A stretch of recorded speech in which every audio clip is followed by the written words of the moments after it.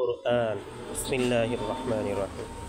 হযরত ওমর ইবনুল খাত্তাব রাদিয়াল্লাহু তাআলা হইতে বর্ণিত হুজুর সাল্লাল্লাহু আলাইহি সাল্লাম ইরশাদ ফরমায়েছেন, আল্লাহ তাআলা এই কিতাব অর্থাৎ কুরআন পাকের দ্বারা বহু লোককে উচ্চ মর্যাদা দান করেন এবং বহু লোককে নিচু ও অপদস্থ করেন। মুসলিম অর্থাৎ যাহারা উহার উপর ঈমান আনে ও আমল করে, আল্লাহ তাআলা তাহাদেরকে দুনিয়া ও আখিরাতে উচ্চ মর্যাদা ও ইজ্জত দান করেন, আর যাহারা উহার উপর আমল করে না, আল্লাহ তাআলা তাহাদেরকে অপদস্থ করেন।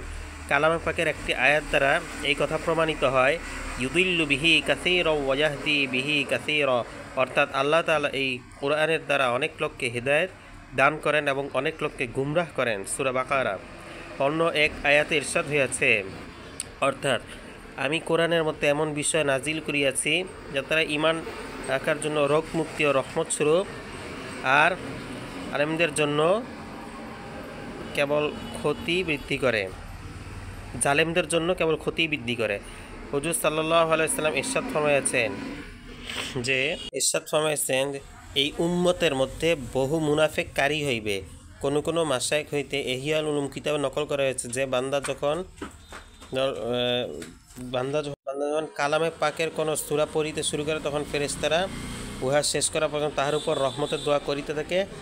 আর যার কোনো ব্যক্তি যখন কোরআন পাকের একটি সূরা পড়িতে শুরু করে, তখন ফেরেশতারা ইহা শেষ করা পর্যন্ত তাহার উপর লানত করিতে থাকে। কোনো আলেম হইতে বর্ণিত আছে, মানুষ তেলাওয়াত করে এবং নিজের উপর লানত করিতে থাকে, অথচ সে উহা টের পায় না। কোরআন শরীফে এই আয়াত পরে লাআনাতুল্লাহি আলা যালিমিন, অর্থাৎ জালেমদের উপর আল্লাহ লানত, সূরা হুদ, আর সে নিজেই জালেম হওয়ার কারণে এই লানতের অন্তর্ভুক্ত হয়। এমনিভাবে সে এই আয়াত তেলাওয়াত করে লাআনাতুল্লাহি আলাল কাযিবিন, অর্থাৎ মিথ্যাবাদীদের উপর আল্লাহ লানত, সূরা আলে ইমরান আয়াত 11, আর সে নিজেই মিথ্যাবাদী হওয়ার কারণে নিজেই এই লানতের যোগ্য হইয়া যায়।